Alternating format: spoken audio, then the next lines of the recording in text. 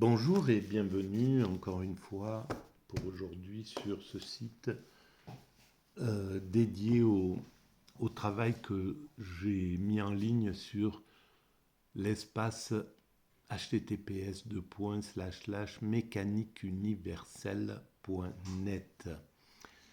Le site qui essaie de démontrer que l'humanité dans son ensemble évolue comme un grand fleuve depuis son origine dans la nature primate, évolue vers son ultime perfection. Cette ultime perfection, c'est la rencontre avec le divin, la fusion psychique et physique, en fait, corporelle avec le divin. Cette fusion se vit à travers l'extase, le nirvana, l'éveil, le samadhi, peu importe comment on appelle cet état, qui est connu par toutes les grandes religions, la béatitude, toutes les grandes religions et tous les grands philosophes pratiquement ont compris au moins ce qu'était cet état-là. Soit l'ont expérimenté, soit l'ont vécu. C'est, je pense, le cas de Platon, de Plotin, d'un grand nombre de philosophes qui ont expérimenté, et peut-être Jean-Jacques Rousseau, Pascal, etc., Spinoza. Et s'ils ne l'ont pas expérimenté, ils l'ont compris. Spinoza l'a compris à travers la joie, lorsqu'il parle de la joie. Voilà. Dans la dernière partie de l'éthique, ça me paraît évident. On le retrouve chez des philosophes plus récents, hein,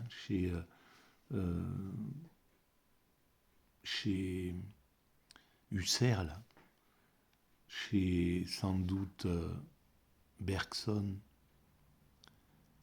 voilà, chez Michel Henry.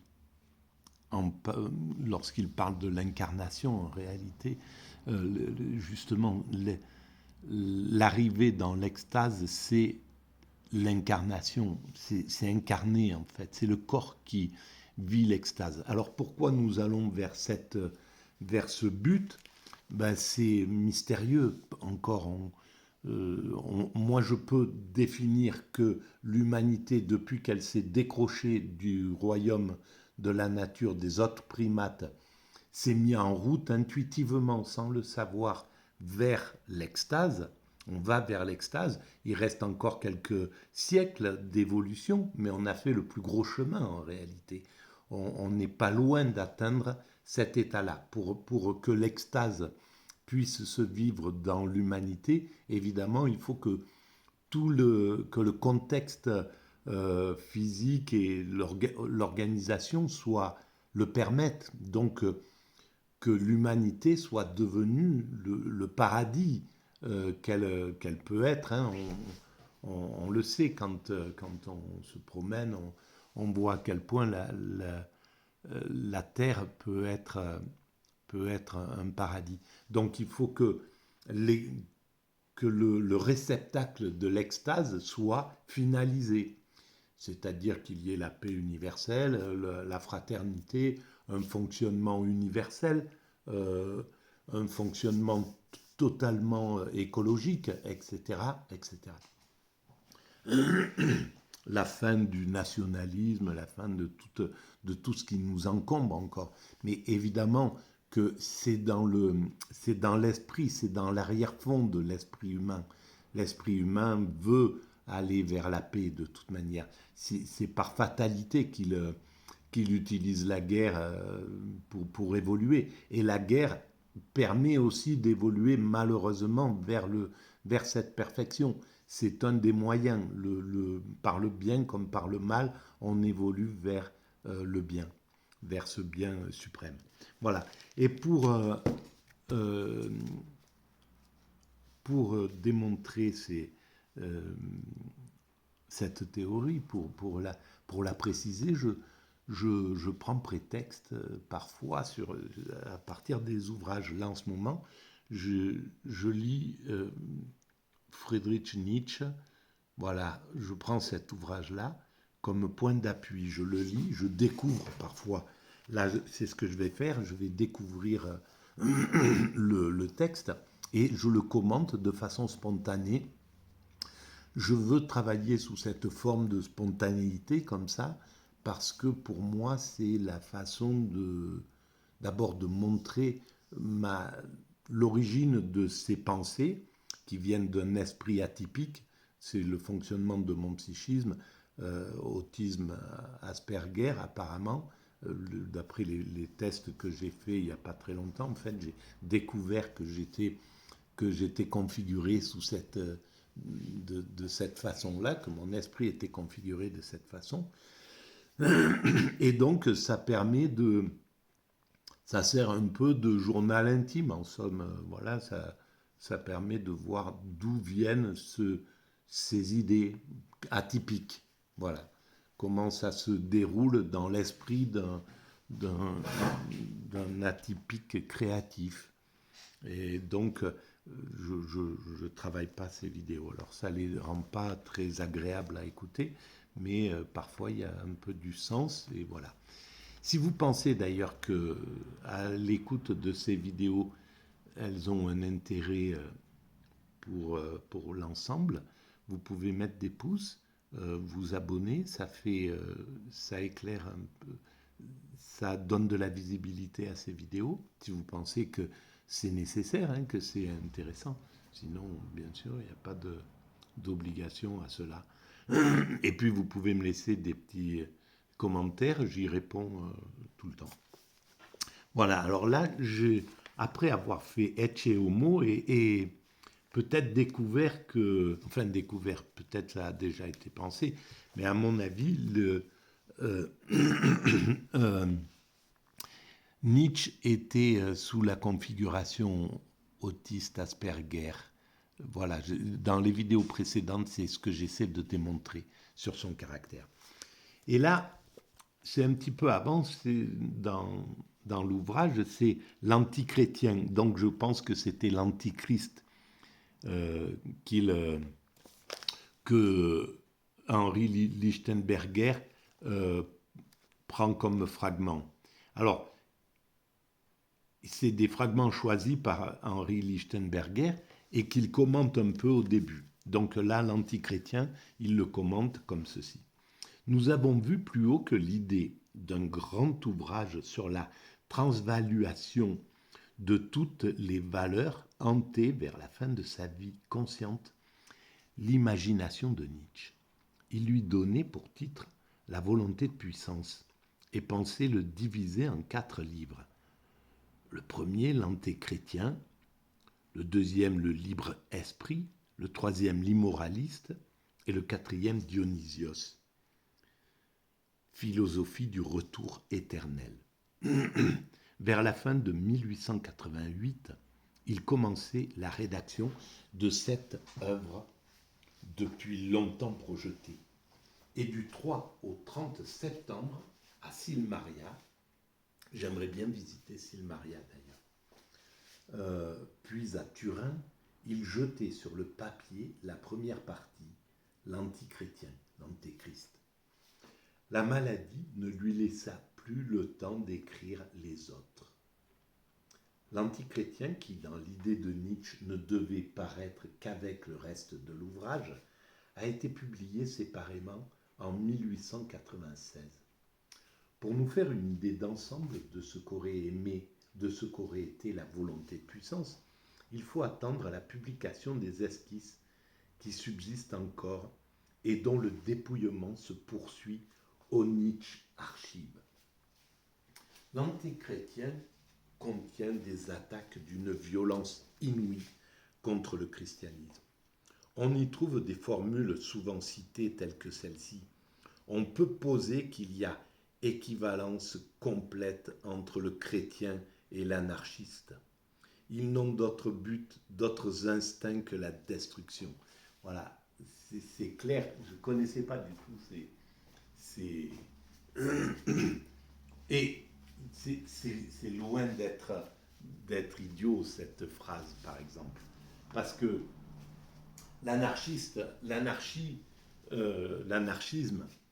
c'est la fin de la possession. C'est euh,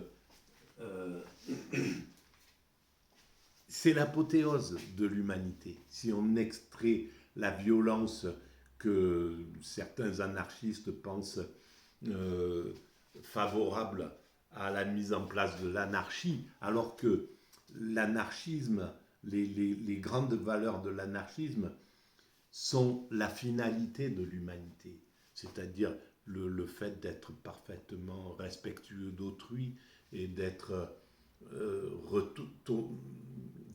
cerclé vers soi, en somme, d'une certaine façon. Euh, c'est la finalité de l'humanité. On va vers quelque chose comme ça. Et on va vers aussi les valeurs fondamentales du christianisme. Ce que proposait le Christ quand il dit que celui qui n'a jamais fauté lui jette la première pierre, etc. Bref, les grandes valeurs du christianisme sont là. Après, comment elles ont été appliquées à travers la religion quand elle a pris une importance étatique et quand elle a pris une importance sociétale, politique, là c'est vraiment autre chose. Mais le fondement, il y a quelque chose de très proche entre les deux. Donc, ils n'ont d'autre but, d'autres instincts que la destruction. Et la destruction, selon Nietzsche, c'est cette finalité vers laquelle va irrépressiblement l'humanité. Il l'entrevoyait. Je pense qu'il était conscient que l'humanité allait dans ce sens-là. Sauf que c'était quelque chose qu'il redoutait, qu'il ne voulait pas voir se mettre en place. Mais c'est notre finalité. Cette ultime perfection, l'amour absolu, par exemple, du prochain, c'est notre destinée. Nous ne pouvons pas échapper à cette destinée-là. Voilà, c'est mon avis. Maintenant, voilà. Le christianisme et l'alcool, les deux plus grands agents de corruption. Voilà, l'opium du peuple, quoi, en somme, qui aura été repris ou qui avait été pensé par Marx et par cette partie-là. Je condamne le christianisme. J'appelle le christianisme la plus grande malédiction, la grande corruption intime, le grand instinct de vengeance pour qui il n'est point de moyens assez venimeux, cachés, souterrains, petits. Je l'appelle l'immortel stigmate d'opprobre de l'humanité. Alors, on voit tout le déchaînement de violence, mais c'est pas contre le christianisme fondamental, on pourrait dire, mais c'est contre la mise en pratique. À l'époque, le christianisme avait une influence encore importante dans la société, fin du 19e siècle. Après, la laïcité est arrivée beaucoup plus tard. Mais là, il y avait une oppression, il y avait quelque chose qu'il fallait combattre. Donc pour Nietzsche, le combat qu'il a mené contre la religion, à son époque, était tout à fait légitime. C'est aujourd'hui que c'est un petit peu comme tirer sur une ambulance. Maintenant, le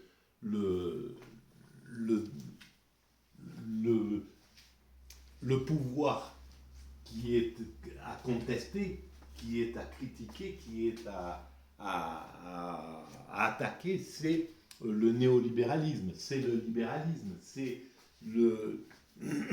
certaines, voilà, c'est plus cette vision-là qui est à attaquer. Voilà. Je l'appelle donc, si au lieu de se contenter d'expliquer ces attaques par une exaltation morbide, causée par le voisinage de la folie. C'est un peu comme ça qu'il devait expliquer ces attaques virulentes contre le christianisme à l'époque où Lichtenberger a écrit cet ouvrage en 1905. Nietzsche venait de mourir 5 ans avant, et et il a raison que si au lieu de se contenter d'expliquer ces attaques par une exaltation morbide causée par le voisinage de la folie, c'est pas du tout ça. On veut leur trouver une interprétation psychologique moins sommaire.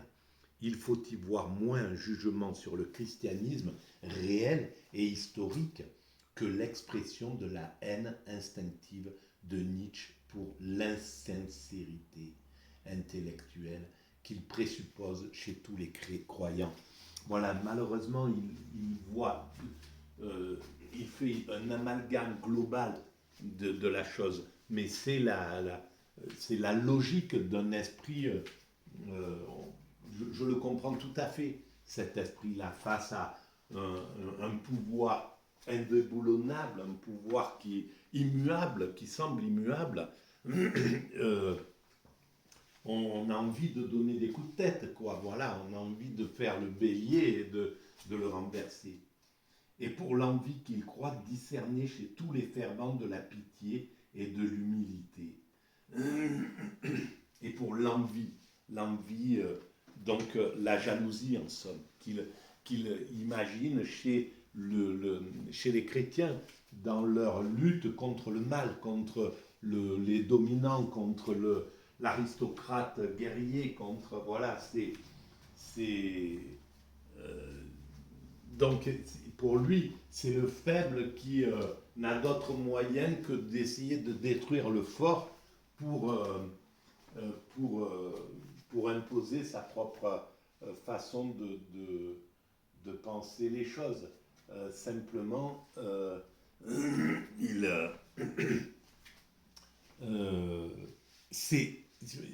a raison que l'humanité évolue par le fragile, le sensible, le faible, etc., etc. Mais c'est le chemin de l'humanité. C'est comme ça que l'humanité s'humanise progressivement. Si on était resté sur le principe des dominants de sang, voilà, comme lorsque nous étions des primates, c'est-à-dire un groupe, voilà, qui génétiquement tient le pouvoir, ou plus ou moins, et dans un système de domination, voilà. Évidemment, ça fonctionne très bien pour la nature, c'est la façon dont est organisée la nature, et elle a besoin de ça pour se défendre de l'ensemble de son environnement. Mais nous, l'humanité a dépassé ce stade naturel, en somme. Et donc, on peut arriver à se protéger, on peut arriver à écarter tous les dangers autour de soi-même, et donc d'aller vers l'amour du prochain, sans crainte, et donc d'évaluer l'aristocrate guerrier, d'évaluer le guerrier, d'évaluer le dur, pour faire passer le sensible, l'artiste, etc., etc. Et en même temps, je pense que Nietzsche préconisait de devenir des artistes, en somme, d'aller vers cette joie, ce côté-là. Donc, voilà, c'est à creuser. Bon, pour cette vidéo, je vais arrêter là, et on verra si on continue derrière. Si j'ai le temps, je ne crois pas, mais bon, on va voir. Merci de votre écoute, à très bientôt.